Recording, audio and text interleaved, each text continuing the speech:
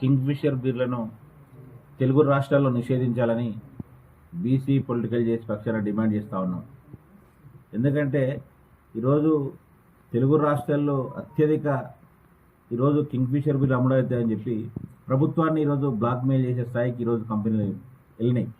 అంటే గత ప్రభుత్వంలో వాళ్లకు అండదండలు ఇస్తుండడం వలన ఒక మోనోపలి అయ్యి ఈరోజు అన్ని చిన్న చిన్న బ్రాండ్లను కూడా ఈరోజు రానియకుండా మార్కెట్లకు వాళ్ళే ఈరోజు మార్కెట్లో అమ్మాలే కింగ్ఫిషర్ బీర్లే ఈరోజు మద్యం ప్రియులకు అందుబాటులోకి ఉంచేటట్టు చేసి ఆ ప్రభుత్వ పెద్దల సహకారంతో ఇన్నేళ్ళు వాళ్ళు వ్యవహారం నడుస్తూ ఉంది. మరి ఇప్పుడు సంక్రాంతి పండుగ దృష్టిలో పెట్టుకొని ఈరోజు పండుగ అంటే పల్లెల్లో కల్చర్ ఉంటుంది, దావతులు చిన్న చిన్న బంధువులు వస్తుంటారు.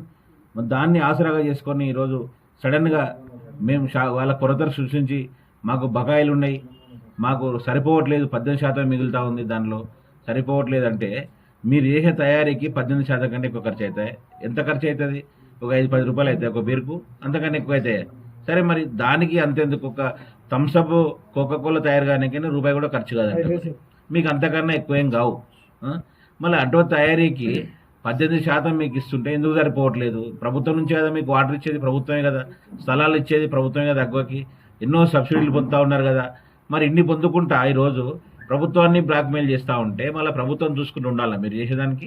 కాబట్టి మేము ఒకటే డిమాండ్ చేస్తూ ఉన్నాం, ఈరోజు తెలుగు రాష్ట్రాల్లో కింగ్ఫిషర్ బీర్లను నిషేధించి నీరాను ఈరోజు ప్రోత్సహించాలి.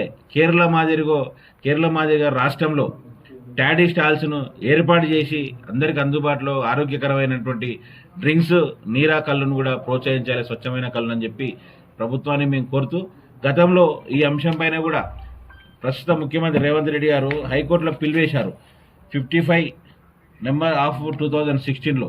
అంటే ఈ యొక్క కంపెనీలకు నీళ్ళు తీసుకపోతే వృధా చేస్తున్నారు కంపెనీ వాళ్ళు. స్వచ్ఛ వాటరు ఈరోజు త్రాగడానికి, తర్వాత రైతులకు ఉపయోగించాలని చెప్పి వాళ్ళు ప్రజా ప్రయోజనం కింద దాఖలు చేయడం జరిగింది.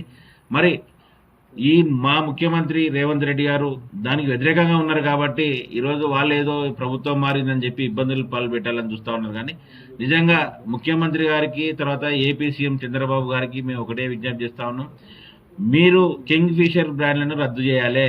ఇంకోటి యునైటెడ్ బ్రేవరేజ్ సంస్థ ఉంది, వాళ్ళదైతే లిమిటెడ్ ఉందో దాని నుంచి వచ్చి అన్ని బ్రాండ్లను కూడా ఈరోజు రద్దు చేస్తే అప్పుడు తెలుస్తుంది ఈరోజు ప్రభుత్వాలతో పెట్టుకుంటే ఏ విధంగా ఉంటుంది ఆ సంస్థ కూడా. ప్రభుత్వంతో రాయితీలు పొందుకుంటా, నీళ్లు పొందుకుంటా, ఈరోజు అమ్మకాలు చేసుకుంటా ఈరోజు మళ్ళీ ప్రభుత్వాన్ని బెదిరిస్తూ ఉన్నారంటే దీన్ని ఉపేక్షించకుండా ఉండాలని నిర్ణయం తీసుకోవాలి, చర్యలు తీసుకోవాలని చెప్పి మేము రేవంత్ రెడ్డి గారికి, తర్వాత చంద్రబాబు నాయుడు గారికి విజ్ఞప్తి చేస్తా ఉన్నాం. మరొకసారి ఇటువంటి సంస్థలు ప్రోత్సహించకుండా ఎన్నో సంస్థలు ఉన్నాయి, చిన్న చిన్న తక్కువ రేటుకు వచ్చే ఉన్నాయి కాబట్టి వాటిని కూడా ప్రోత్సహించాలని చెప్పి మరొక్కసారి మేము ప్రభుత్వానికి విజ్ఞప్తి చేస్తాము.